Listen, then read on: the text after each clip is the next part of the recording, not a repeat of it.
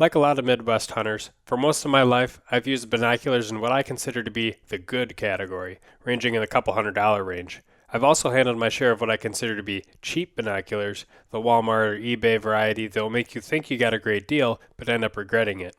That being said, once I started taking more trips out west, I started wondering whether or not I could benefit from a pair of higher end binoculars. After all, you can pay thousands of dollars on a single pair, and the age old adage is to buy the best glass you can afford. I got the opportunity to evaluate a pair of great binoculars from a local company called Styrka. One of the things that initially steered me in their direction was their no-hype marketing strategy.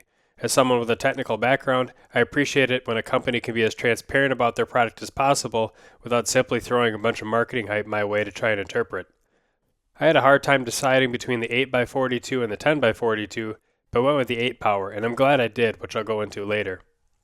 Styrka has 4 different series of binoculars: the S3, which is priced under $250, the S5, S7, and the S9, which is the pair I tested. Those MSRP for around $1,200, though I've seen them priced under $1,000 at most every retailer I've checked out. The major differences in the various series really boils down to the quality and cost of the optical components that go into each pair. The higher end glass will perform better, particularly toward the edges of the image. The binoculars came packaged well. Let's be honest, the packaging has virtually no bearing on the potential performance of the product, but it does help to inspire some confidence, if done well. In addition to binoculars, the box included documentation, a hat, padded shoulder strap, zippered top bino harness, and lens cleaning cloth. The bino harness is black, which is a pretty popular tactical color. Personally, I'm a fan of lighter solid colors like tan for hunting, but it's not a huge deal in reality. The binoculars themselves weigh 30.4 ounces, are IPX7 waterproof and nitrogen purged. The exterior has a non-slip coating that's designed to add durability. Lenses are low dispersion, what they refer to as ED glass, and they are SXL Max fully multi-coated. That means that all the air-to-glass lens surfaces are coated multiple times to improve image quality. I'll basically leave it at that because they have some good videos on their website detailing more information about their lenses and their coatings and what all that actually means and how they compare to other styles. They also have some good information on their YouTube channel, which I'd highly recommend watching as a supplement to this review. Their warranty is pretty comprehensive. Essentially, damage of any kind, provided that it's not intentional, is covered free of charge, no questions asked, no proof of purchase required. They won't replace a pair that's been lost or stolen. Once per year, you can actually send it in for a cleaning free of charge.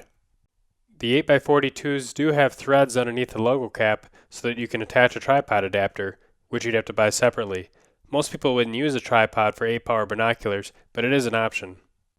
My first test for these binoculars came during turkey season. Historically, I haven't always used binoculars for turkey hunting since they require additional movement on top of what's required for me to film, and movement isn't something that I have a luxury of in the turkey woods. Plus, so much of turkey hunting is auditory, and if a bird is in range, I generally don't need binos. However, I was proven wrong. They actually came in quite handy when I was locating birds that were roosting, or if I was scanning fields before entering them. On one of my Wisconsin hunts this spring, I was skirting around the top side of a field edge, trying to locate some gobblers that I could hear. There were a few rows of thick pines separating me from the field, and all I could see were the patches of the field below. Once I threw up the binos, though, I was able to pick out 3 toms and confirm their maturity and exact location that they were going to enter the woods. I used that info to set up inside the woods and call in some more gobblers an hour later. My big test for these binoculars was my Colorado trip.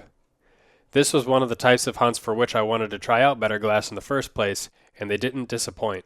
Most of the glassing we did was relatively short range, a quarter mile or less, looking into ravines and pockets of dark timber.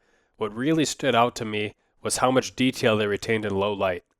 You have to remember, all the cheaper binoculars I've used over the years degrade very quickly in low light.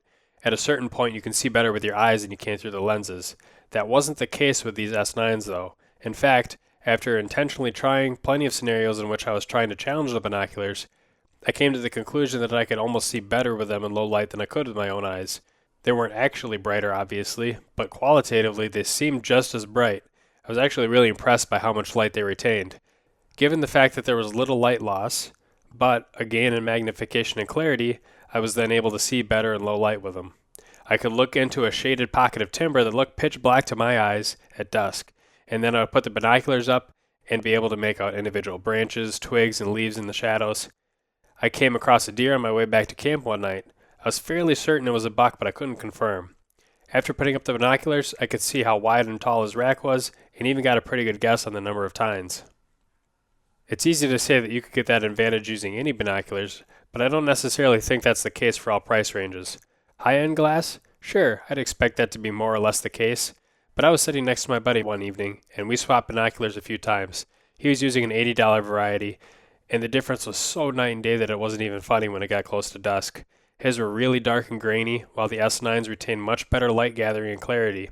Though it rained several times throughout the trip, I never had any issues seeing through them or having them fog up. After returning to the Midwest, I've continued using the binoculars for whitetails here in Minnesota. This is where I'm really glad I decided to go with the 8x42 instead of the 10 power.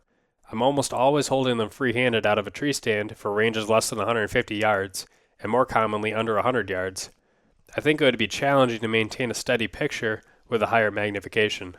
The picture retains good clarity throughout the field of view and had no noticeable chromatic aberrations.